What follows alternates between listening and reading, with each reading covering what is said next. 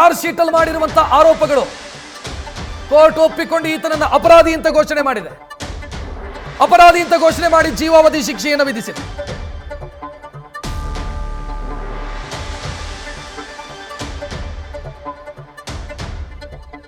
ಇನ್ನೂ 2-3 ಕೇಸುಗಳು ಪೆಂಡಿಂಗ್ ಇದ್ದಾವೆ.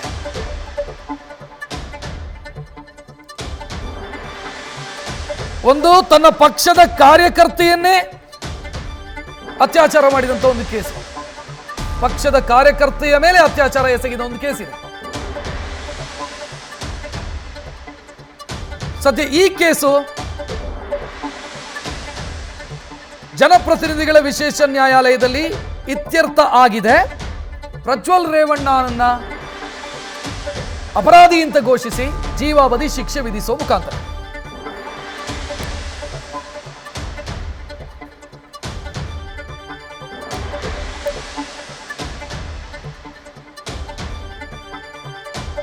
ಬಟ್ ಈ ಕೇಸನ್ನ ಕನ್ವಿಕ್ಷನ್ ಹಂತದವರೆಗೂ ಕೊಂಡೊಯ್ದಂತ ಇನ್ವೆಸ್ಟಿಗೇಷನ್ ಟೀಮು ಮತ್ತು legal team, prosecution legal team, ಸರ್ಕಾರಿ ವಕೀಲರ ತಂಡ, ಇವರಿಗೊಂದು ಮೆಚ್ಚುಗೆ ಸಲ್ಲಬೇಕು. ಸವಾಲಿನಿಂದ ಕೂಡಿದಂತ ಕೇಸ್ ಆಗಿತ್ತಿದು. ಸಾಕ್ಷ್ಯ ಸಂಗ್ರಹ ಸವಾಲಿನಿಂದ ಕೂಡಿತ್ತು. ಪ್ರೂವ್ ಮಾಡೋದು, ಈತ ಮಾಡಿದಂತ ಅಪರಾಧವನ್ನ ಪ್ರೂವ್ ಮಾಡೋದು ದೊಡ್ಡ ಚಾಲೆಂಜಿಂಗ್ ಆಗಿತ್ತು. ಬಟ್ ಕನ್ವಿಕ್ಷನ್ ಹಂತಕ್ಕೆ ಕೊಂಡೊಯ್ದಿರೋದು ಇನ್ವೆಸ್ಟಿಗೇಷನ್ ಟೀಮು, ಲೀಗಲ್ ಟೀಮ್. ನಿಜವಾಗಿಯೂ ಕೂಡ ಅವರಿಗೊಂದು ಮೆಚ್ಚುಗೆ ಸಲ್ಲಬೇಕು. ಹೆಚ್ಚಿನ ಡೀಟೇಲ್ ನೀಡೋದಕ್ಕೆ ನಮ್ಮ ಪ್ರತಿನಿಧಿ ಸಂದೇಶ್ ಫೋನ್ ಸಂಪರ್ಕದಲ್ಲಿ. ಸಂದೇಶ್, ಪ್ರಾಸಿಕ್ಯೂಷನ್ಗೆ ಸ್ಪಷ್ಟವಾದಂತ ಜಯ ಸಿಕ್ಕಿದೆ ಅಂತ ಅನ್ಸುತ್ತೆ. ಜನಪ್ರತಿನಿಧಿಗಳ ವಿಶೇಷ ನ್ಯಾಯಾಲಯದಲ್ಲಿ ಅವರು ಕೇಳಿದ್ದನ್ನ ಕೋರ್ಟ್ ಮಾನ್ಯ ಮಾಡಿದೆ. ಪ್ರಾಸಿಕ್ಯೂಷನ್ಗೆ ಅತಿ ದೊಡ್ಡ ಜಯ ಅಂತಾನೆ ಹೇಳ್ಬೋದು ಇದು. ಯಾಕಂದ್ರೆ ಈಗ ಪ್ರಜ್ವಲ್ ರೇವಣ್ಣಗೆ ಆಗಿರುವಂತಹ ಶಿಕ್ಷೆ ಪ್ರಮಾಣ ಏನಿದೆ ಅದು ನಿಜಕ್ಕೂ ಕೂಡ ಪ್ರಾಸಿಕ್ಯೂಷನ್ಗೆ ಸಿಕ್ಕಂತಹ ಅತಿ ದೊಡ್ಡ ಒಂದು ಯಶಸ್ಸು ಅಥವಾ ಜಯ ಅಂತಾನೆ ಹೇಳ್ಬೋದು. ಯಾಕಂದ್ರೆ ಈಗ ಸದ್ಯ ಈಗಾಗಲೇ ಶಿಕ್ಷೆ ಪ್ರಮಾಣವನ್ನು ಪ್ರಕಟ ಮಾಡಿದೆ. ಅದರಲ್ಲಿ ಜೀವಾವಧಿ ಹಾಗೆ ಜೀವಿತಾವಧಿ ಎರಡೂ ಕೂಡ ಶಿಕ್ಷೆ ಪ್ರಕಟ ಆಗಿದೆ.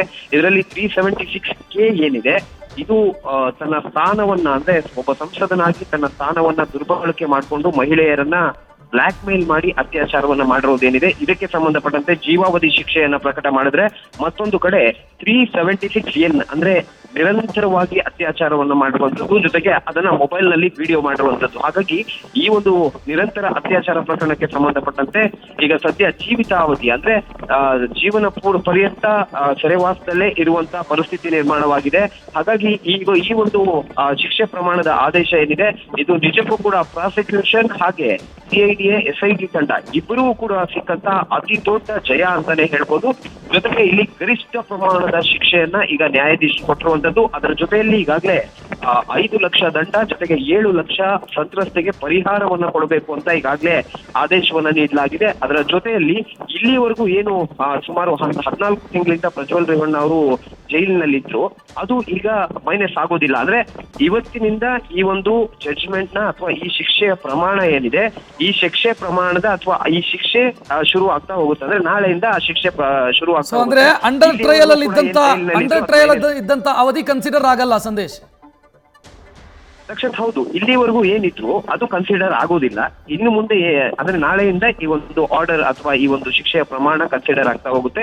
ಇಲ್ಲಿವರೆಗೂ ಇದ್ದಿದ್ದು ಕೂಡ ಯಾವುದೇ ಕಾರಣಕ್ಕೂ ಮೈನಸ್ ಆಗೋದಿಲ್ಲ. ಹಾಗಾಗಿ ನಾಳೆಯಿಂದ ಮತ್ತೆ ಇವಾಗ ಕೊಟ್ಟಿರುವಂತಹ ಶಿಕ್ಷೆಯ ಪ್ರಮಾಣಕ್ಕೆ ಸಂಬಂಧಪಟ್ಟಂತೆ ಶಿಕ್ಷೆಯನ್ನ ಅನುಭವಿಸಬೇಕಾಗುತ್ತೆ. ಹಾಗಾಗಿ ಈಗ ಸದ್ಯ ಮುಂದಿನ ಹಂತದಲ್ಲಿ ಹೈಕೋರ್ಟ್ಗೆ ಈ ಒಂದು ಆದೇಶವನ್ನ ಅಥವಾ ಈ ಜಡ್ಜ್ಮೆಂಟ್ ಅನ್ನ ಪ್ರಶ್ನೆ ಮಾಡಿ ಜಾಮೀನಿಗೆ ಅಪೀಲ್ ಹೋದ್ರೂ ಕೂಡ ಸಾಕಷ್ಟು ಕಷ್ಟ ಇದೆ. ಯಾಕಂದ್ರೆ ಗರಿಷ್ಠ ಪ್ರಮಾಣದ ಶಿಕ್ಷೆಯನ್ನ ಇಲ್ಲಿ ಕೊಟ್ಟಿರೋದ್ರಿಂದ ಜೀವಾವಧಿ ಒಂದು ಸೆಕ್ಷನ್ ಅಡಿಯಲ್ಲಿ ಮತ್ತೊಂದು ಸೆಕ್ಷನ್ ಅಡಿಯಲ್ಲಿ ಜೀವಿತಾವಧಿ ಶಿಕ್ಷೆಯನ್ನ ಕೊಟ್ಟಿರೋದ್ರಿಂದ ಮುಂದಿನ ಸಂದರ್ಭದಲ್ಲಿ ಆ ಜಾಮೀನಿಗೆ ಅಪ್ಲೈ ಮಾಡಿದಂತ ಸಂದರ್ಭದಲ್ಲಿ ಸಾಕಷ್ಟು ಕಷ್ಟವಾಗುತ್ತೆ. ರಕ್ಷಾ, ಸಂದೇಶ, ಅಪರಾಧಿಗೆ ಇರುವಂತ ಮುಂದಿನ ಆಪ್ಷನ್ಗಳು ಏನು ಈ ಕೇಸ್ನಲ್ಲಿ? ರಕ್ಷಿತ್, ಯೂಶಲಿ ಯಾವುದೇ ಒಂದು ಜಡ್ಜ್ಮೆಂಟ್ ಬಂದಂತ ಸಂದರ್ಭದಲ್ಲಿ ಆ ಒಂದು ಜಡ್ಜ್ಮೆಂಟ್ ಅನ್ನ ಪ್ರಶ್ನೆ ಮಾಡಿ, ಅಂದ್ರೆ ಜಡ್ಜ್ಮೆಂಟ್ ಆದಂತ ಅನೌನ್ಸ್ ಆದ ಬಳಿಕ ಆ ಒಂದು ಜಡ್ಜ್ಮೆಂಟ್ ಅನ್ನ ಪ್ರಶ್ನೆ ಮಾಡಿ ಮುಂದಿನ ಹಂತದಲ್ಲಿ ಹೈಕೋರ್ಟ್ಗೆ ಮೊರೆ ಹೋಗ್ಬೇಕಾಗುತ್ತೆ. ಅಂದ್ರೆ ಆ ಜಡ್ಜ್ಮೆಂಟ್ ಅನ್ನ ಪ್ರಶ್ನೆ ಮಾಡಿ ಜಾಮೀನಿಗೆ ಅಪೀಲನ್ನ ಮಾಡ್ಬೇಕಾಗುತ್ತೆ. ಆದ್ರೆ ಈ ಕೇಸಲ್ಲಿ ಅಂದ್ರೆ ಈ ಹಿಂದೆ ಕೂಡ ಸಾಕಷ್ಟು ಪ್ರಕರಣಗಳಲ್ಲಿ ಹೈಕೋರ್ಟ್ ನಿಂದ ತೀರ್ಪು ಪ್ರಕಟವಾದ ನಂತರ ಜಾಮೀನು ಮಂಜೂರಾಗಿತ್ತು.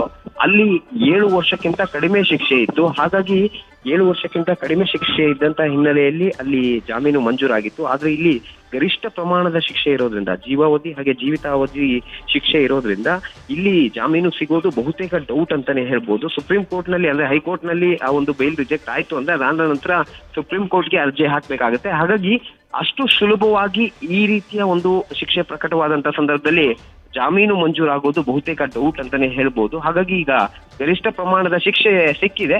ಹಾಗಾಗಿ ಮುಂದಿನ ಹಂತದಲ್ಲಿ ಏನ್ ಮಾಡ್ಬೇಕು ಅಂದ್ರೆ ಹೈಕೋರ್ಟ್ ಮೊರೆ ಹೋಗ್ಬೇಕು. ಆ ಕೆಲಸವನ್ನ ಪ್ರಜ್ವಲ್ ರೇವಣ್ಣ ಅವರು ಮಾಡ್ತಾರೆ.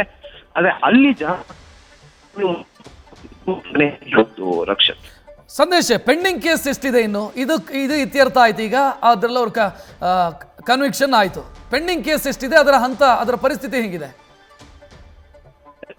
ಈಗಾಗಲೇ ಈ ಒಂದು ಪ್ರಕರಣ ಏನಿದೆ ಅಂದ್ರೆ ಶಿಕ್ಷೆ ಪ್ರಕಟವಾಗಿರುವಂತ ಈ ಪ್ರಕರಣ ಮನೆ ಕೆಲಸಕ್ಕೆ ಮೇಲೆ ಅತ್ಯಾಚಾರವೆಸಗಿದಂತಹ ಪ್ರಕರಣ. ಅಂದ್ರೆ KR ನಗರದಲ್ಲಿ ಏನು ಕಿಡ್ನಾಪ್ ಪ್ರಕರಣ ದಾಖಲಾಗಿತ್ತು. ಆ ಪ್ರಕರಣದ ಸಂತ್ರಸ್ತೆ ಏನಿದ್ರು ಅವರ ಒಂದು ಪ್ರಕರಣ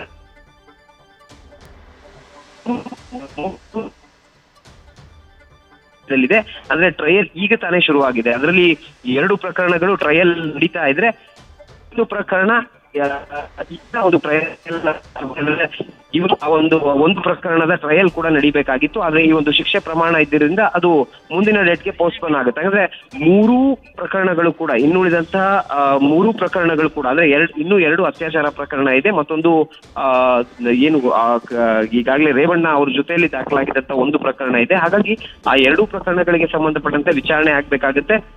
ಅತ್ಯಾಚಾರ ಪ್ರಕರಣಗಳಿಗೆ ಸಂಬಂಧಪಟ್ಟಂತಹ ಒಂದು ಏನ್ ಕೇಸ್ ಇದೆ, ಆ ಕೇಸ್ಗೆ ಸಂಬಂಧಪಟ್ಟಂತೆ ಈಗಾಗಲೇ ಟ್ರಯಲ್ ನಡೀತಾ ಇದೆ. ಅಂದ್ರೆ ಆದೇಶದ ಟ್ರಯಲ್ ನಡೀತಾ ಇದೆ. ಟ್ರಯಲ್ ನಡೆದ ನಂತರ ವಿಟ್ನೆಸ್ ಕೂಡ ಆಗ್ಬೇಕಾಗುತ್ತೆ. ಈ 2 ಪ್ರಕರಣ ಮತ್ತೊಂದು ಪ್ರಕರಣ ಏನಿದೆ ಆ ಕಿಡ್ನಾಪ್ ಪ್ರಕರಣ, ಆ ಒಂದು ಪ್ರಕರಣ ಸೇರಿ 3 ಪ್ರಕರಣಗಳು ತೀರ್ಪಿಗೆ ಬರಬೇಕು ಅಂದ್ರೆ ಇನ್ನೂ 1 ವರ್ಷ ಕಾಲಾವಕಾಶ ತೆಗೆದುಕೊಳ್ಳುತ್ತೆ. ಯಾಕಂದ್ರೆ ಅದರಲ್ಲಿ ಸಾಕಷ್ಟು ಎವಿಡೆನ್ಸ್ ಗಳನ್ನ ಕಲೆಕ್ಟ್ ಮಾಡುವಂತ ಕೆಲಸವನ್ನ ಇನ್ನೂ ಕೂಡ SIT ತಂಡ ಮಾಡ್ತಾ ಇದೆ. ಹಾಗಾಗಿ ಸದ್ಯ ಮೊದಲ ಪ್ರಕರಣಕ್ಕೆ ಸಂಬಂಧಪಟ್ಟಂತೆ ತೀರ್ಪು ಸಿಕ್ಕಿದೆ. ಇನ್ನೂ 3 ಪ್ರಕರಣಗಳು ಟ್ರಯಲ್ ಹಂತದಲ್ಲಿದೆ. ರಕ್ಷಣ್, ಥ್ಯಾಂಕ್ ಯು ಸಂದೇಶ್ ಮಾಹಿತಿಗೆ. ನ್ಯೂಸ್ ಫಸ್ಟ್ ನಿರ್ಭೀತಿಯಿಂದ ನಿಮ್ಮ ಪರವಾಗಿ.